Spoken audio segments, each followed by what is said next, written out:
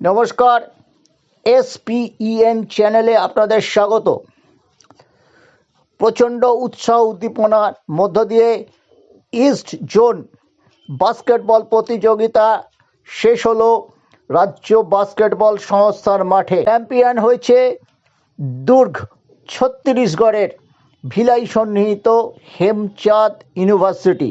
আন্তঃবিশ্ববিদ্যালয় বাস্কেটবলের নিয়ম হলো অনূর্ধ্ব-25 খেলোয়াড় খেলানো। অনূর্ধ্ব-25 কেউ MA করতে পারে, কেউ পোস্ট গ্র্যাজুয়েট করতে পারে। পোস্ট গ্র্যাজুয়েশনটা অনেকে মাস্টার ডিগ্রি করার পরে কিছুদিন গ্যাপ হয়ে পড়ে, তাই জন্য 25-এর পরও তারা পোস্ট গ্র্যাজুয়েশন করতে পারে। অনেকে মাস্টার ডিগ্রি ইদানিংকালে গ্র্যাজুয়েশনের পরে গ্যাপ দিয়ে করতে পারে। হেমচাঁদ ইউনিভার্সিটির ক্ষেত্রে আমরা দেখলাম কিছু একটু বেশি বয়সের খেলোয়াড়রাই খেললেন। শক্তপোক্ত চেহারা, কোর্টে তারা দারুণ খেলেছেন, এই কথা বলার নেই। কিন্তু ক্যালকাটা ইউনিভার্সিটি স্পোর্টিং স্পিরিট দেখিয়ে কোনো কমপ্লেন করেনি। তারাই সংগঠক ছিল, তারা রানার্স হয়েছে। তারাও মূল পর্বে চলে গেল সম্বলপুর ইউনিভার্সিটি এবং কলিঙ্গ টেকনিক্যাল ইউনিভার্সিটি বা কিট ইউনিভার্সিটির সঙ্গে। কলকাতা বিশ্ববিদ্যালয়ের শীর্ষকর্তারা উপস্থিত ছিলেন, কিন্তু তারা স্পোর্টিং স্পিরিট দেখিয়েছেন। ফাইনালে আমরা দেখেছি 64-44 পয়েন্টে জিতে এই সুপার লিগে চ্যাম্পিয়ন হলো ইউনিভার্সিটি।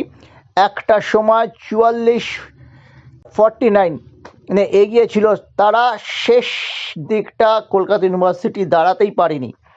জোসেফ দলের কোচ, বাংলার অন্যতম নামী কোচ, প্রায় 15 দিন প্র্যাকটিস করিয়েছেন। মূল পর্বে চলে গেল বাংলা। স্পোর্টস অফিসার আমিনুল হক জানালেন এর মধ্যেই তারা আবার প্র্যাকটিস শুরু করে দেবেন মূল পর্বের জন্য।